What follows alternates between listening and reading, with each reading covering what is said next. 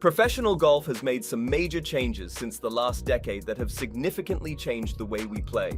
In this video, let's take a look at some of the biggest changes that have taken place in the sport. The first one is a pretty recent golf controversy. You might have heard that in March of this year, the R&A and the United States Golf Association suggested changes in the rules. The issue in question is the distance that golf balls are allowed to fly at elite tournaments. If the changes go into effect, then starting in 2026, there will be a hard cap on the distance a ball can go from one hit, with that cap being set at 14 to 15 yards for the longest hitters with the fastest club heads. These changes are a response to a steady increase in the length of golf hits over the decades, which has forced golf course developers to make bigger and longer courses. Not everyone is happy with the rule. Justin Thomas told reporters that R&A and USGA are trying to solve a problem that doesn't exist. Meanwhile, famous long hitter Bryson DeChambeau suggested the solution to this issue isn't imposing a limit on players trying to hit a hard draw. He instead suggested changing the way courses are designed. On the other hand, players like Padraig Harrington sympathize with the environmental concerns, and they look forward to older courses becoming viable again. Moving on, amid the 2017 golf season, the World Golf Championship announced an overhaul of the rules of the game. It was who were happy with the way things were. This bunch of rules ultimately removed a lot of penalties and sanctions. Bringing down rule disputes by getting rid of the rules altogether was an interesting choice.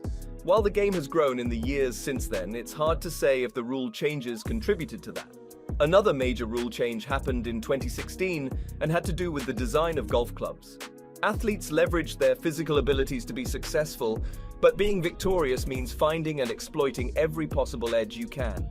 In the golf world, that was happening in a very literal sense with the controversial bomb and gouge strategy, a technique that plagued golf in the 2000s. Bombing is the strategy of just smashing the ball as far as you can. If that ball ends up landing in the rough, no problem. You can just go out of your way to rescue the ball from the rough, or to put it another way, gouge it. It's a pretty inefficient style of play. But the grooves on the edge of club heads back in the day made it viable for the best of the best. Back then, though, it was considered to be against the spirit of the game. In 2010, the Pro Golfers Association mandated a change in the design of those grooves.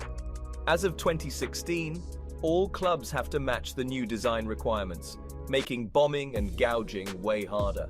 This next one is a popular rule change. Altering the win rule exists in golf. When a player puts their club on the ground before the ball, that's called addressing the ball. The rule used to be that if the ball ever moves at all after the ball is addressed, that's a penalty. The intent behind this rule was probably to prevent players from moving the ball by tapping the ground, but players would get penalized even when the ball would move for natural reasons like the wind. Still, that rule stuck around for a good long time until it was finally updated in 2011. Next, we have the anchoring rule. Sometimes you have to rule on the most minor things, but even by that logic, the anchoring rule might be a little too technical. There used to be a time when players would try to maximize the accuracy of their putt by anchoring the club. They would sort of support the club or their arms by bracing them against their body. That would allow them to more tightly control the swing of the club. Anchoring the putt became key to Keegan Bradley's 2011 PGA Championship victory, as well as Webb Simpson's win at the 2012 US Open, and Adam Scott's triumph at the 2013 Masters. No one had a problem with this until the USGA did. After the 2013 season, they changed the rule to ban the practice of anchoring. According to USGA's executive director Mike Davis, the reason for doing so is the spirit of the game. He felt that golf had emerged over the past 600 years as a game where you grab a club with two hands and free swing it away from your body.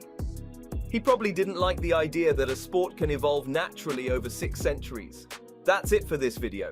If you enjoyed watching this video, remember to leave a like, subscribe, and ring that bell icon so you can see our upcoming videos. Thanks for watching, and we'll see you in the next one.